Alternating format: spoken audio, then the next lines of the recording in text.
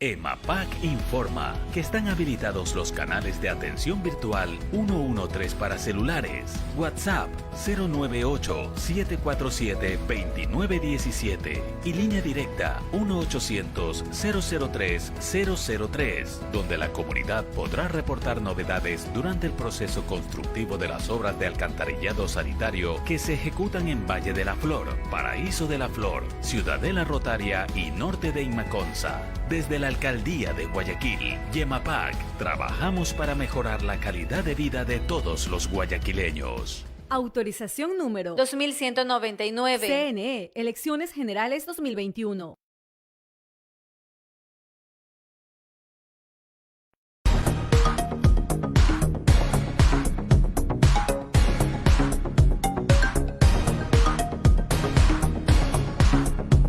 Hola, muy buenos días. Les saluda Kelly Alvear desde la Unión Nacional de Periodistas Núcleo del Guayas, aquí en su informativo nacional. Hoy, 1 de octubre de 2021, fin de semana, estamos comenzando con pie derecho este nuevo mes del 2021. Estamos 1 de octubre de 2021, son exactamente las 9:33 de la mañana y estamos comenzando tempranito las noticias del día de hoy. No olviden que pueden ir a suscribirse a nuestro canal en YouTube, estamos como UNP Guayas. También estamos en Twitter e Instagram como UNP Guayas- y en la www.unpdelguayas.com. Allí encontrarán los requisitos para afiliarse a nuestra institución y también poder obtener su credencial de prensa y por supuesto formar parte de esta gran familia que es la UNP Guayas. Vamos a empezar con las noticias del día de hoy, pero no sin antes recordarles que el día de hoy tenemos a un entrevistado que va a hablarnos sobre el tema de lo que está sucediendo con el IES y que supuestamente no van a poder cancelar hasta diciembre a los jubilados, no van a poder cubrir las pensiones jubilares. Vamos a estar con el señor Barón Hidrogo, expresidente de una federación de trabajadores en Manabí. Vamos a comenzar las noticias del día de hoy y les comento que solo 20 de los 118 reos asesinados han sido identificados. Se han entregado 4 cuerpos a las familias, con 3 tanquetas, unos 900 uniformados entre policías y militares. Ingresaron este jueves a la penitenciaría del Litoral para retomar el control total de la cárcel, donde hay unos 10.000 reos, pues el miércoles el presidente Guillermo Lasso admitió en una rueda de prensa que aún hay pabellones a los que no ha logrado acceder la policía por temor que se desate nuevamente la violencia. En el sistema carcelario, en lo que va del 2021, se registran 248 reos asesinados en varias masacres. Es tan peligrosa la situación que varios helicópteros sobrevolaban el recinto carcelario mientras los uniformados entraban armados y con combos y explosivos rompían las puertas que habían sido aseguradas por los privados de la libertad.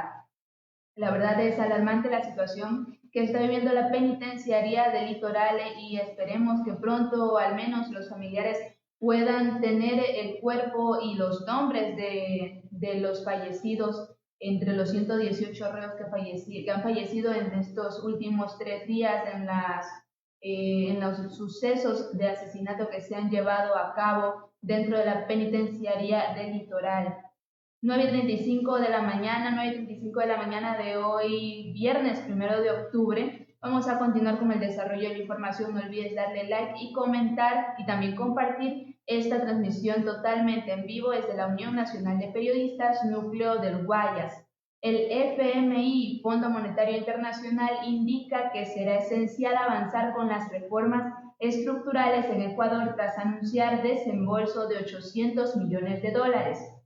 El Fondo Monetario Internacional confirmó este jueves un desembolso inmediato de aproximadamente $800 millones para Ecuador, una vez que su directorio concluyó este 29 de septiembre la segunda y tercera revisión combinada del acuerdo en el marco del servicio ampliado del Fondo Monetario Internacional. Desde Washington, el ente indicó en un comunicado que las autoridades ecuatorianas tienen previsto destinar los recursos para apoyo presupuestario. El Fondo Monetario Internacional explicó que el programa tiene como objeto respaldar las políticas de Ecuador para la recuperación económica tras la pandemia de COVID-19, restablecer además la sostenibilidad fiscal con equidad, reduciendo la deuda pública y ampliando las redes de protección social, y además generar un crecimiento sostenible y respetuoso con el medio ambiente, con empleos de alta calidad que beneficien a todos los ecuatorianos. Ecuador espera recibir esos recursos en los próximos días, con lo cual el total de desembolsos en el marco del acuerdo oscilará en alrededor 4.800 millones de dólares. Bueno, vamos a estar pendientes de esta y otras noticias. En este momento vamos a ir a una pequeña pausa aquí en su informativo nacional, pero no se despeguen porque luego de la pausa regresamos con más información. El día de hoy, viernes 1 de octubre de 2021, son exactamente las 9:38 de la mañana. Vamos a una pequeña pausa y continuamos con más información.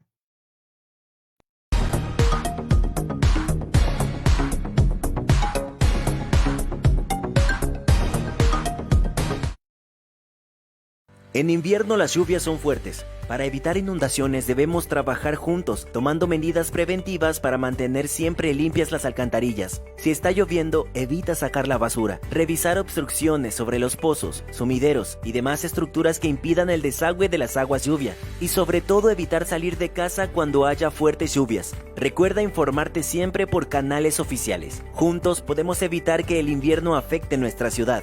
EMAPAC y la Alcaldía de Guayaquil trabajan por ti.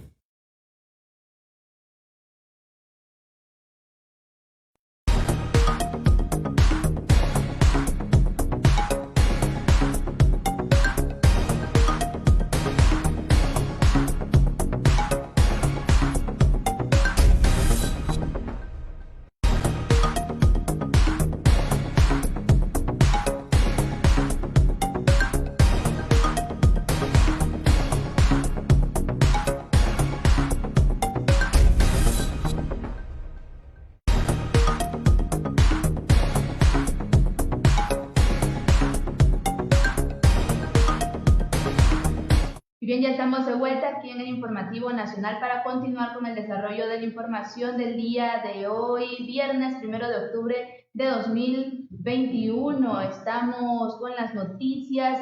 No olviden darle like y compartir esta transmisión totalmente en vivo. Les recuerdo que estamos como UNPG TV en Facebook, también como UNP Guayas, nuestro perfil oficial de la Unión Nacional de Periodistas Núcleo del Guayas. No olviden que pueden suscribirse a nuestro canal en YouTube y pueden ir también a la www.unpdelguayas.com. Allí podrán encontrar los requisitos para formar parte de nuestra institución y obtener su credencial de prensa.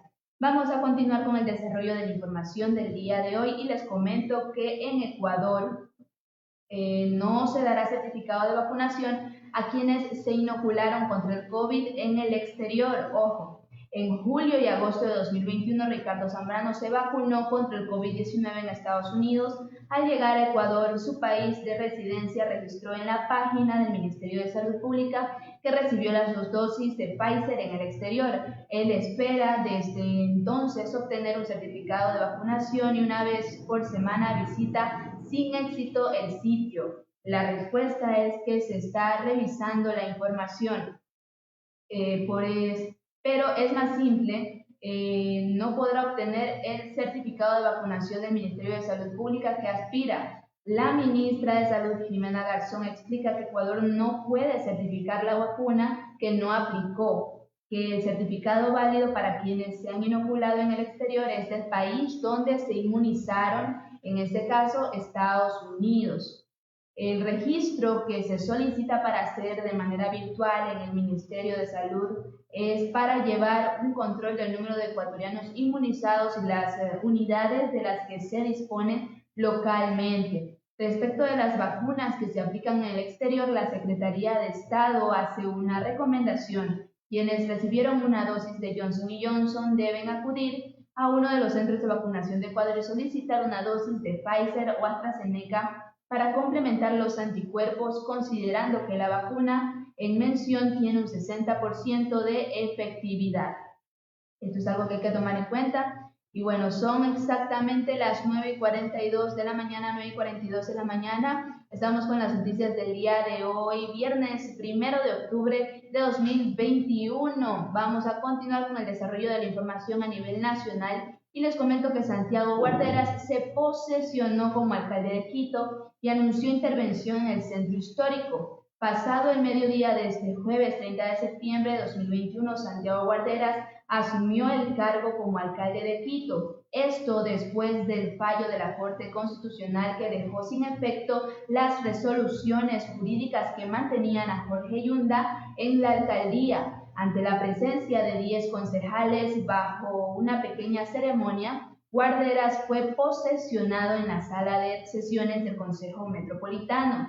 En su discurso señaló que la próxima sesión del Consejo Metropolitano presentará un proyecto de gobierno para Quito. Después brindó una rueda de prensa a medios de comunicación y aseguró que realizará una intervención en el centro histórico con el fin de promover la reactivación económica y aprovechar este casco antiguo. Además, afirmó que ya expidió un código de ética que establece las reglas de conducta que los funcionarios municipales deberán seguir. Textualmente dijo: no permitiremos que por estar en el municipio vengan los tíos, los primos, los hijos a aprovecharse, declaró el ahora alcalde de Quito, Santiago Guarderas. Y con esta noticia vamos a ir a una pequeña pausa y regresamos con más información aquí en su informativo nacional, totalmente en vivo desde los estudios de la Unión Nacional de Periodistas Núcleo del Guayas. Ya volvemos.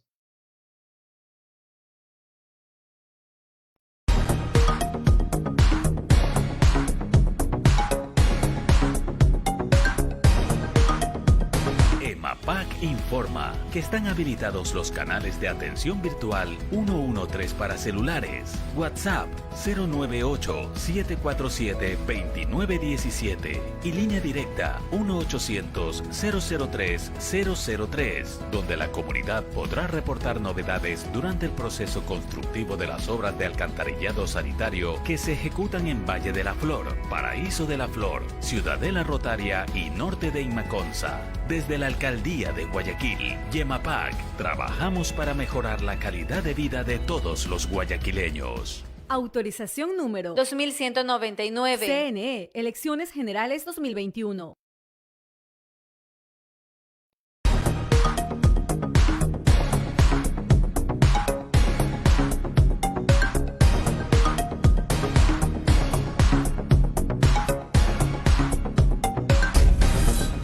Y bien, ya estamos de vuelta aquí en el informativo nacional de la Unión Nacional de Periodistas Núcleo del Guayas. Estamos totalmente en vivo. Hoy fin de semana, 1 de octubre de 2021, viernes.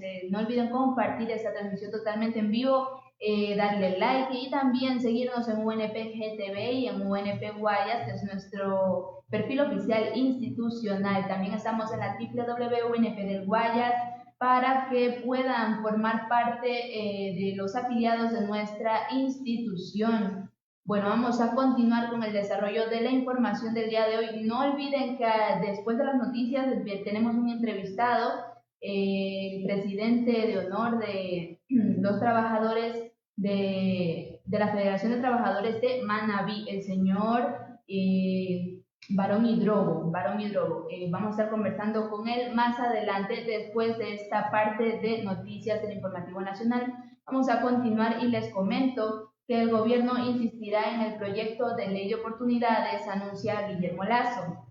Textualmente dijo: a pesar de que el Consejo de Administración Legislativa nos ha devuelto el proyecto de ley de oportunidades, insistiremos en las bondades de un proyecto de ley que tiene por objeto fundamental la creación de empleo. No puede ser que sigamos actuando con indiferencia frente a unos números que muestran que el 70% de ecuatorianos en condiciones de trabajar no tienen empleo formal.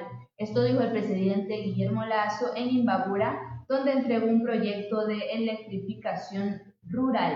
El proyecto eléctrico se realiza con una inversión de $1.172.000 del Banco Interamericano de Desarrollo BID para mejorar el servicio de energía eléctrica y alumbrado público en beneficio de 7.000 habitantes de 6 comunidades de esta provincia. Lazo señaló que no hay nada más precario en la vida que no tener empleo para poder llevar alimentos en la mesa del hogar, para cuidar la salud y poder educar a los hijos y a la familia, que se debe luchar para generar empleo y que no nos vengan a decir que es regresión de derechos cuando la gran mayoría del pueblo ni siquiera tiene acceso al derecho al trabajo. Vamos a estar pendientes de esta situación. En lo personal, no quisiera que se lleve a cabo la famosísima ley de oportunidades, porque siento que está un poquito prematura y no la han sabido llevar, no la han sabido presentar como se debe. Hay cosas que, como dicen los del Consejo de Administración Legislativa, están en una sola ley y deberían estar por separado. Hay cosas positivas y cosas negativas. Es decir, si ustedes quieren, se pueden admitir ciertas partes de esta dichosa ley de creación de oportunidades, pero no todo, porque no todo está correcto para los trabajadores del Ecuador. Es mi punto de vista. Vamos a ir a una pequeña pausa y a las 10 de la mañana tenemos a nuestro invitado aquí en el informativo nacional, totalmente en vivo desde los estudios de la Unión Nacional de Periodistas Núcleo del Guayas. Vamos a hacer una pequeña pausa y continuamos con el entrevistado.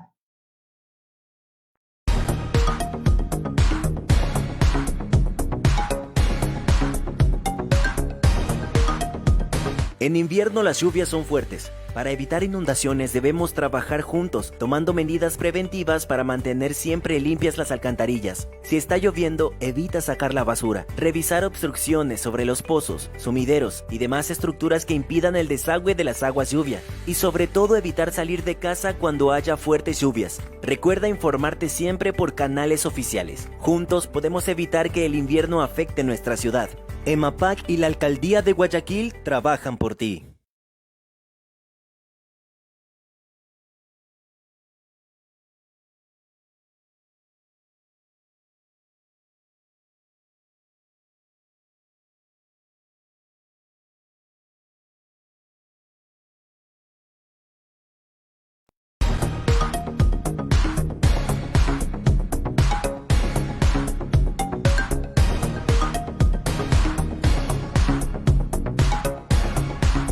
En invierno las lluvias son fuertes. Para evitar inundaciones debemos trabajar juntos, tomando medidas preventivas para mantener siempre limpias las alcantarillas. Si está lloviendo, evita sacar la basura. Revisar obstrucciones sobre los pozos, sumideros y demás estructuras que impidan el desagüe de las aguas lluvia. Y sobre todo evitar salir de casa cuando haya fuertes lluvias. Recuerda informarte siempre por canales oficiales. Juntos podemos evitar que el invierno afecte nuestra ciudad.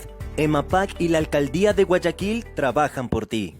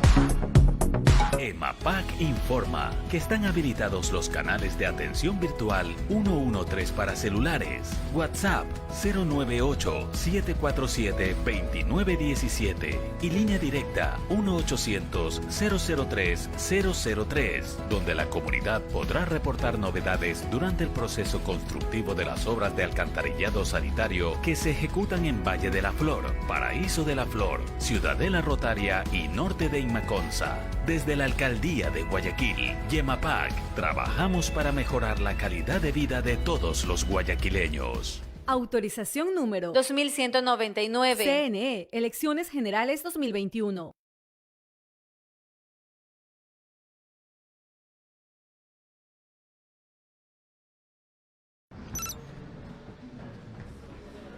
El alto precio de la electricidad afecta a casi todos los ciudadanos. Hagan lo que hagan. El recibo de la luz supone una gran losa para el bolsillo de millones de personas. Este gimnasio no es la excepción. Sus responsables están haciendo esfuerzos para esquivar el golpe de la electricidad. Han contratado a un gestor para minimizar los gastos de la luz.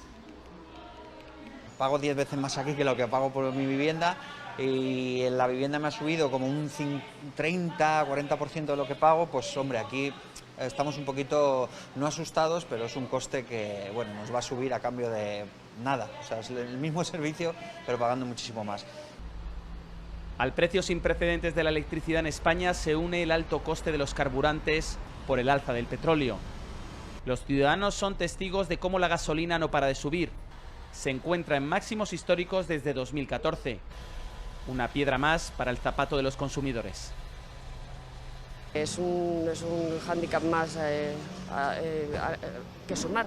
Entonces, si vamos sumando problemas, pues al final se va haciendo una bola grande y los recursos se acaban y entonces ya pues vienen problemas familiares, personales, económicos y demás. Los elevados costes energéticos son la raíz de que la inflación esté disparada en España. En estos primeros 9 meses, los precios de los productos de consumo cuestan un 4% más con respecto al mismo periodo del año anterior. El precio de la energía eléctrica influye en el precio final de las cosas y el precio de los combustibles, pienso en derivados del petróleo, evidentemente, influye también porque las mercancías tienen que transportarse, las personas tienen que moverse.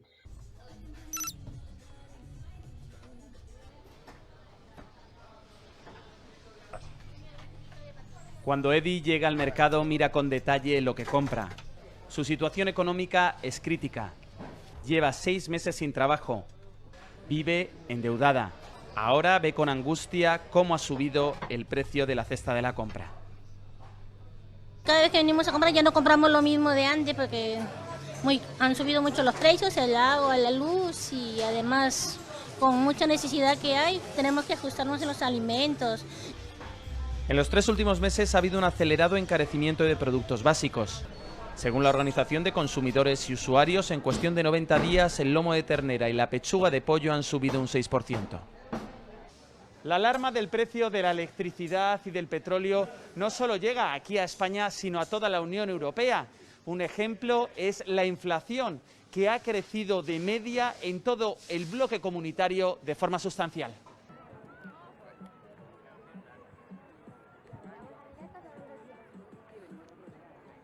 Cada semana los consumidores reciben un varapalo nuevo sobre el precio de la electricidad.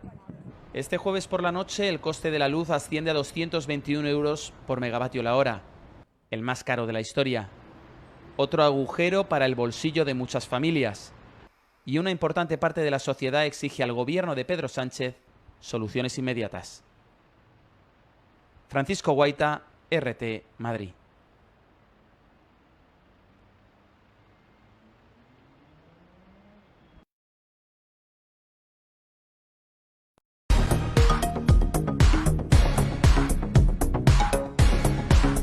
Y seguimos con más noticias. El ex centro clandestino de detención, tortura y exterminio creado durante la última dictadura argentina dentro de la Escuela de Mecánica de la Armada, actualmente un museo, podría formar parte del Patrimonio de la Humanidad de la UNESCO. Y es que las autoridades del país buscan que sea incluido en la lista de espacios donde se violaron los derechos humanos. Dentro de esta elección se encuentran lugares como el campo de concentración nazi en Auschwitz y la isla Robben en Sudáfrica, que sirvió de cárcel durante el apartheid. Muchos de estos centros clandestinos que funcionaron durante la última dictadura militar argentina sirvieron de evidencia en diversos juicios por delitos de lesa humanidad, además de convertirse hoy en sitios para la construcción de la memoria histórica. Algunas instalaciones representan las piezas de una muestra itinerante sobre derechos humanos donde fueron recreados en miniatura. Ricardo Romero nos cuenta más detalles. Organismo de gobierno. Son una copia fiel del lado más salvaje y cruel del último gobierno dictatorial. La recreación a escala de cada centro clandestino de detención de Argentina busca reflejar cómo era esa cotidianeidad de los lugares que, puertas adentro en los 70 y principios de los 80, tenían un costado cargado de tortura y muerte. El trabajo está hecho artesanalmente por su creador, quien con cada pieza terminada busca dejar un mensaje contundente. Mostrar un modelo y representar un espacio de memoria para aquellos sobrevivientes que tienen esa espina clavada, ¿no? Que nosotros podamos recordar y que podamos visibilizar ese lugar donde su testimonio hoy sea parte de la cristalización en una maqueta que muestre lo que él dijo era verdad, porque después lo demuestran los juicios, ¿no? La iniciativa nace en la fundación que le rinde homenaje a Jorge Julio López, un albañil que luego de declarar por los tormentos sufridos durante la dictadura fue secuestrado en democracia y en 2021 cumple 15 años como desaparecido. Algo que se inició como un tributo específico ya acumula 7 réplicas. En el mundo de la arquitectura, las maquetas intentan recrear esa noción de espacio que el plano no puede mostrar y buscan acercarnos la realidad y la emoción que representan a escala. Con esa esencia, los centros clandestinos en miniatura están recorriendo distintas ciudades con exposiciones abiertas y gratuitas para todos los vecinos. Te impacta el hecho de saber que esos mismos compañeros estuvieron en esos lugares, porque hay algunos que estuvieron en el Pozo de Quilmes, pero a su vez fueron a parar también al Pozo de Banfield o a otro chupadero o campo de concentración. Esa mezcla, ya te digo, de emoción y bronca de ver un lugar donde fueron lugares de muerte, de tortura, de exterminio, de violación. Rubén contempla el escenario real y sigue sorprendido por su copia de menor tamaño.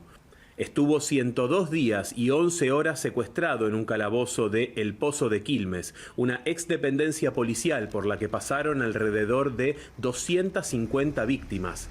Reconoce ese tercer piso donde estaba su celda y admite que todo sirve para enseñar a las nuevas generaciones sobre las atrocidades del pasado.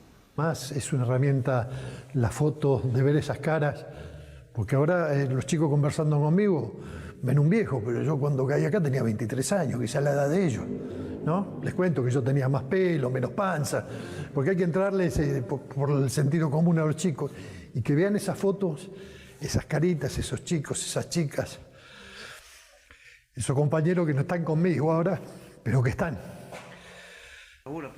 El desafío a futuro es hacer reproducciones de todos los centros de tortura que se instalaron en Argentina. Es que hubo cientos de hombres y mujeres a los que les arrancaron los sueños detrás de las paredes de esas edificaciones.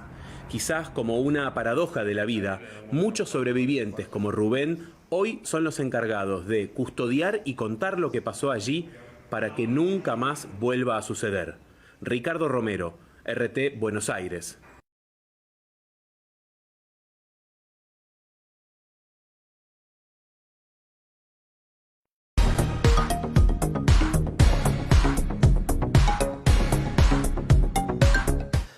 La Comisión Interamericana de Derechos Humanos condenó los hechos de violencia en una cárcel ecuatoriana que dejó 116 reclusos muertos y 80 heridos. Además, la entidad insta a una investigación más profunda de los hechos. El presidente Guillermo Lasso ha decretado el estado de excepción en todos los centros penitenciarios tras los sangrientos acontecimientos. Pero demanda recursos por cerca de 24 millones de dólares que yo, frente a los medios de comunicación, me comprometo con el director de la SNAE que él va a tener esos recursos. Lasso prometió proveer los recursos necesarios para este centro penitenciario. El plan general incluye inversiones en obras civiles y tecnología como escáneres y cámaras para fortalecer el control. Además, habilitarán un centro de información y de ayuda psicológica a las familias de las víctimas. El presidente añadió que las autoridades aún trabajan para retomar el control en el centro penitenciario de Guayaquil. La cifra de fallecidos puede aumentar. La Corte Constitucional señala que el desafío es más grave y apunta a fallos estructurales del sistema de rehabilitación como la causa. El estado de emergencia en las cárceles declarado hace unos meses no resultó fructífero. En opinión del profesor de la Universidad Central del Ecuador, Jorge Vicente Paladines, la crisis carcelaria es una de las consecuencias de la fallida guerra contra las drogas de Estados Unidos en América Latina. Hay una coincidencia, y es común por la War on Drugs, por la guerra contra las drogas. La visión fracasada de la política de drogas y la injerencia de los Estados Unidos en la política de seguridad de América Latina ha hecho que nosotros pongamos los muertos por la violencia del narcotráfico y ellos pongan las narices, o también los fallecidos por sobredosis, y sobre todo por sobredosis en el marco de la prohibición de las drogas. América Latina es la región no solamente más violenta, es la región que el prohibicionismo y la política exterior de la prohibición de las drogas la ha hecho más exponencial precisamente a organizaciones abiertamente criminales. La renta del narcotráfico se queda en el norte, pero los muertos, las personas privadas de la libertad, los costos sociales del encarcelamiento los ponen nuestros países. Y ninguna cooperación militar, ni ninguna cooperación de canes o donaciones de millones de dólares es suficiente para poder cubrir esa ingente inversión que viene con el presupuesto destinado a escuelas, con el presupuesto destinado a salud, que se tiene que destinar a sueldos de policías, a sueldos de jueces y por supuesto también a cárceles que hoy más que nunca son campos de batalla y lugares de exterminio.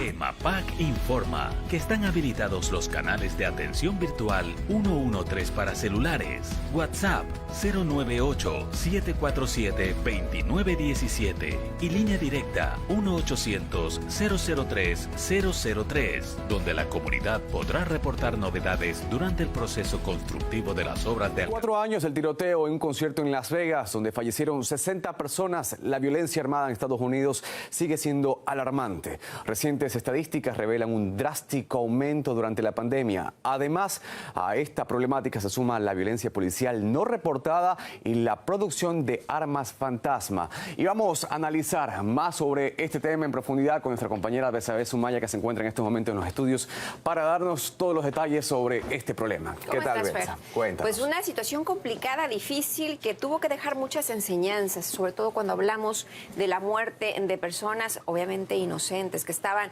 hace 4 años en este lugar y bueno, que perdieron en la vida. Ya lo decías tú, Fer, pero aquí lo importante es saber los números, qué es lo que ha pasado. Se llevaron a cabo políticas públicas para eliminar esta situación. Tenemos datos importantes. Homicidios en Estados Unidos.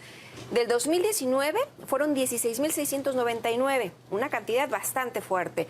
Pero si hacemos la comparación con 2020, estamos hablando de 21.570 personas que murieron, o sea, casi 4.900 personas más de un año a otro. Obviamente estas cifras son altas.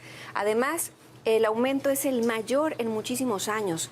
Obviamente esto tendría que darle a las mismas autoridades de los Estados Unidos, pues abrir los ojos y buscar una forma de poderlo contener. Muertes por violencia policial en Estados Unidos. 1980-2018, clasificadas erróneamente o sin reportar más del 55% de estos números.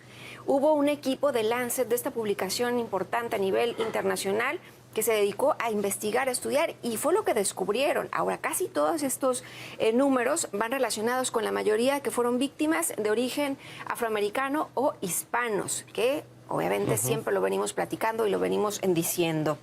Las armas fantasmas, ¿qué son? Son aquellas que no tienen el código, que no tienen un número de serie, que son las que se utilizan en la mayor de los casos para cometer los asesinatos.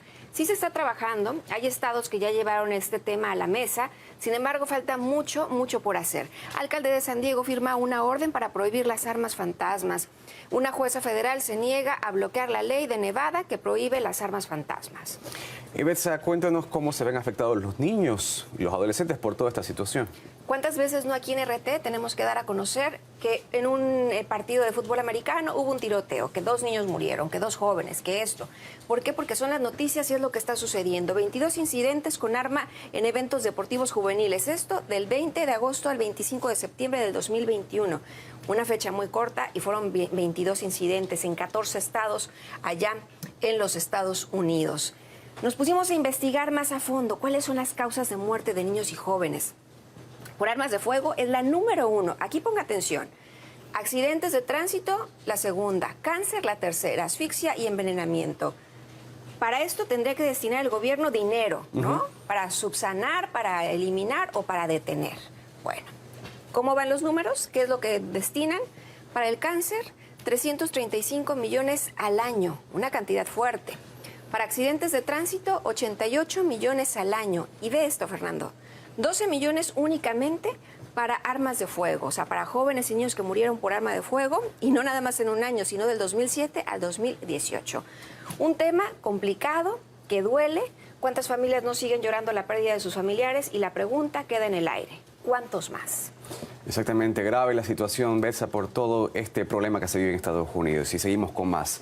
Aleida García, fundadora de la National Homicide Justice Alliance, opina que por el momento en Estados Unidos prevalece el negocio sobre el problema de la inseguridad. Denuncia que en el país faltan leyes para el control de las armas. El problema en los Estados Unidos es que hay muchas personas que se dejan llevar por el segundo amendment, el second amendment, que dice que las personas tienen el derecho, si el ciudadano tiene el derecho de portar armas. Pero lo que pasa es que eso hay que balancearlo con el peligro que causa. En California sí introdujeron una legislación para poder terminar la venta y la construcción de estas armas. Yo creo que es muy posible que en California sí pase, y también pienso que en largo plazo puede que pase en todos los Estados Unidos, pero no sin pelea, porque estas armas le están dando mucho dinero a varias organizaciones, vendedores, y entonces tenemos que primero poner la importancia de la seguridad del pueblo, la seguridad de todas las personas como la prioridad.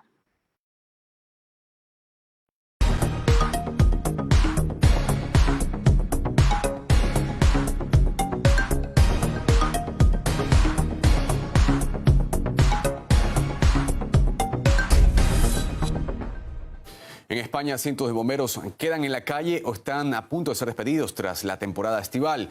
Ello incluso después de un periodo tenso de agudos incendios forestales. Ante la situación, los profesionales denuncian que el trato es ilegal y se destacan en que se sienten abandonados y desprestigiados. Francisco White ha hablado con uno de ellos.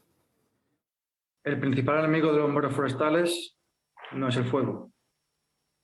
Son las administraciones públicas y empresas que nos contratan en fraude de ley.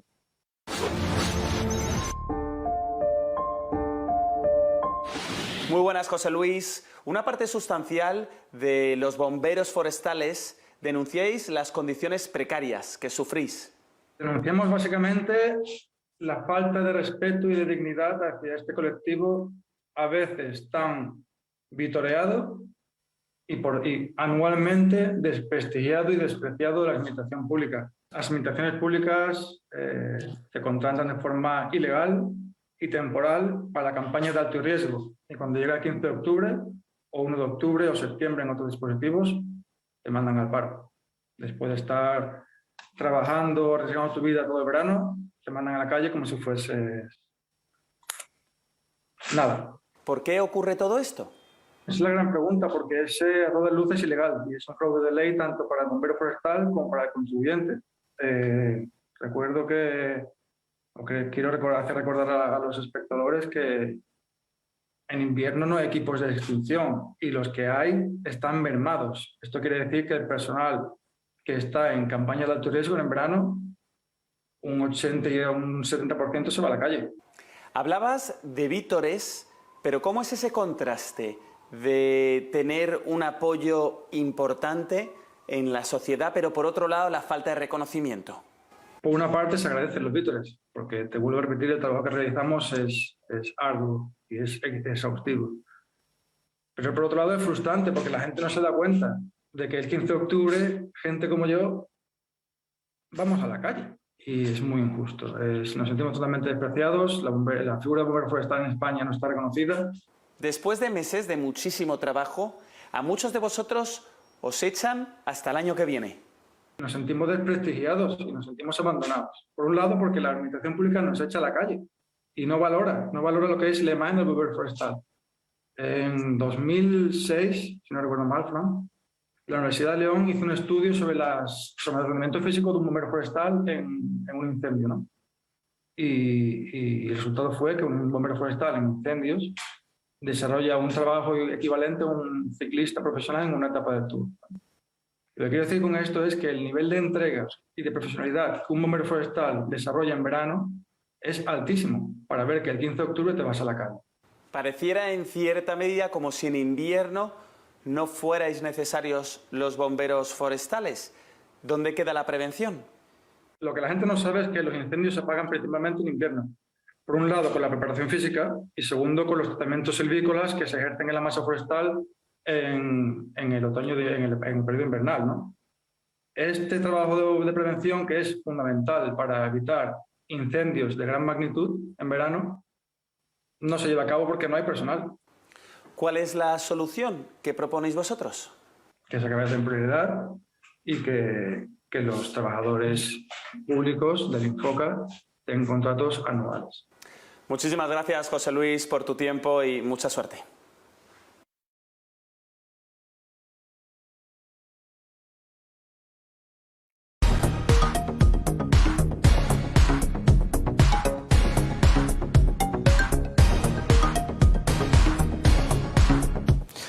Altos funcionarios del gobierno de Joe Biden realizan una gira por varios países latinoamericanos para impulsar una iniciativa internacional sobre inversión en infraestructura. Tras anunciar el lanzamiento de nuevos proyectos con el gobierno de Iván Duque en Colombia, la misión estadounidense se dirige a Ecuador. Pero detrás de las ideas de presunta financiación de proyectos sociales está el interés geopolítico, contrarrestar a China. Así, Washington busca aliados para frenar el avance del gigante asiático y vamos a analizar todo este tema con nuestra compañera Betsabe Sumaya, que se encuentra en estos momentos en la redacción para hablarnos más sobre los proyectos que tiene Estados Unidos y el interés que tiene esta nación norteamericana en América Latina. ¿Qué tal, Betsa? ¿Cómo estás, Fer? Pues Estados Unidos, como lo dices tú, busca la forma de tener aliados, de tener más impacto comercial, pero a alguien le lleva la ventaja y mira que es bastante fuerte. Y no estamos hablando de un día para otro, no. Ya son años de estas negociaciones, de estas relaciones, de este ímpetu comercial entre China y América Latina. Vamos a hablar del intercambio comercial. ¿Qué es lo que ha sucedido? En los últimos 20 años empezaron con 12.000 millones de dólares en este intercambio comercial. ¿Qué ha pasado a lo largo de la historia? Vemos acá el 2020 que de ser 12.000 millones de dólares, ahora estamos hablando de 315.000 millones de dólares. Obviamente la cantidad es muy grande y es el impacto que han tenido todas esas negociaciones que han realizado. Muchos se preguntarían, bueno, el tiempo ha pasado y seguramente con la pandemia las cosas no fluyeron, algo sucedió, ¿no? el intercambio comercial continuó. Vemos aquí 2 fechas ya muy cercanas, 2019-2020, y solamente una cantidad muy pequeña fue la que pudo haber disminuido en el impacto comercial en tiempos de pandemia. ¿Qué quiere decir? Que los lazos son fuertes y que siguen avanzando. Desde luego, muchos países son los que han visto reflejado en su economía estas ventas o estos comercios. Vamos a hablar de que China y América Latina y el Caribe tienen 138 proyectos de infraestructura. Esto se traduce en 94,000 millones de dólares en inversiones, pero no solo eso, la gente puede llevar a su hogar, obviamente, recursos porque han dado empleo a más de 600,000 trabajadores. Como podemos observar, pues los lazos han sido fuertes y obviamente esto pues sigue creciendo. Hay una iniciativa que es la de la Franja y la Ruta, donde ya 19 países latinoamericanos han levantado la mano, están ahí presentes y quieren seguir avanzando. Y cuéntanos cuáles son las intenciones de Washington con sus iniciativas de fortalecer los lazos con los países latinoamericanos. Sí, por un lado, Estados Unidos dice, China me lleva a la delantera, ha avanzado, y obviamente los medios de comunicación pues observan esta situación y hablan de forma directa y al respecto, y dicen: Estados Unidos busca en América Latina aliados, ¿para qué? Para frenar a China. ¿Lo lograrán? Pues lo estaremos viendo. Bloomberg titula: Biden busca competir con la iniciativa de la Franja y la Ruta de China en América Latina. ¿Y qué es lo que dice Estados Unidos? Pues que ellos quieren reconstruir el mundo, que quieren que las cosas sean mejor, pero pues la realidad es que aquí la ventaja la llevan por mucho, pues lo vemos con los números China. Exactamente, Betsy, vamos a seguir hablando sobre este tema con el analista internacional y director del Instituto de Humanidades de la Universidad del Desarrollo, Guido Larsson, en estos momentos en directo. ¿Qué tal, Guido? Un gusto estar con usted. Bueno, cuéntenos por qué cree que Estados Unidos y China tienen tanto interés en América Latina y cuál podría ser la afectación si es que esta región se convierte en un tablero de confrontación geopolítica. Bueno, yo creo que el escenario es bastante sencillo. Estados Unidos se encuentra en una posición donde su hegemonía está viéndose amenazada, está perdiendo realmente esa posición después de casi 20 años de completo autonomía de su propio poder político. Y China, por otro lado, se encuentra en alza. Y en general la historia ha demostrado de que cuando dos grandes actores están en competencia por la hegemonía del poder político mundial, realizan acciones tendientes a cimentar esa posición. Creo que esa es la razón que explica en definitiva por qué China ha tenido tanta intención de invertir fuertemente en Latinoamérica y por qué Estados Unidos, si bien es cierto, ha descuidado, a mi modo de ver al menos, Latinoamérica durante los últimos años, ha anunciado Joe Biden que está dispuesto a competir con China ahí, pero creo que todo se basa sencillamente en el intento de mantener la posición de control y de hegemonía a nivel mundial. Guido, te saludo con gusto. Yo te preguntaría, en estos proyectos de los que hemos estado platicando, ¿quién gana o quién llevaría obviamente más a su bolsillo? Por un lado, Estados Unidos, China o la propia América Latina. Bueno, es una pregunta difícil. Si uno toma los números, ciertamente China ha mantenido una política sostenible en el tiempo. Si uno toma todo el capital chino de exportación hacia Latinoamérica en el año 2000, esto representaba 1.3% del total de capital exportado de China. Si uno toma los números hacia el 2019, representan un 14% del total de capital exportado de China, lo que significa un aumento sustantivo en el tiempo.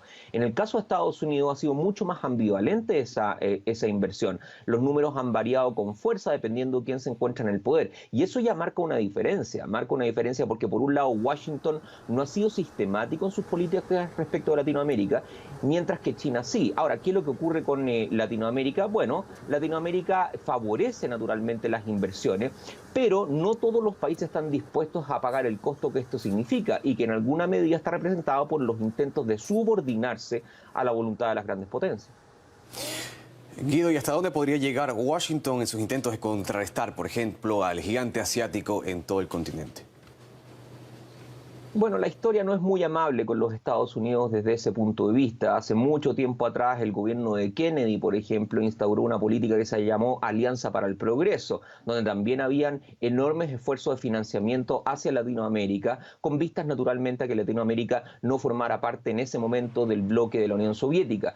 También Estados Unidos participó activamente en desestabilizar gobiernos en la región durante todo el periodo de Guerra Fría. Ahora, yo no creo que algo así vaya a ocurrir durante este periodo. Las circunstancias circunstancias naturalmente han cambiado, pero ciertamente hemos visto cómo Estados Unidos, cuando observa que su posición de poder se ve amenazada, es capaz de tomar decisiones de carácter coactiva. Lo vemos, por ejemplo, con Venezuela, lo hemos visto también con Nicaragua, y ha apretado también la tuerca en algunos países como Brasil. En consecuencia, se observa de que su posición dentro de Latinoamérica comienza a ser amenazado, activará mecanismos de carácter político, de carácter diplomático y también de carácter económico, con vista a que Latinoamérica mantenga su grado de relación profunda con los Estados Unidos en vez de con Beijing.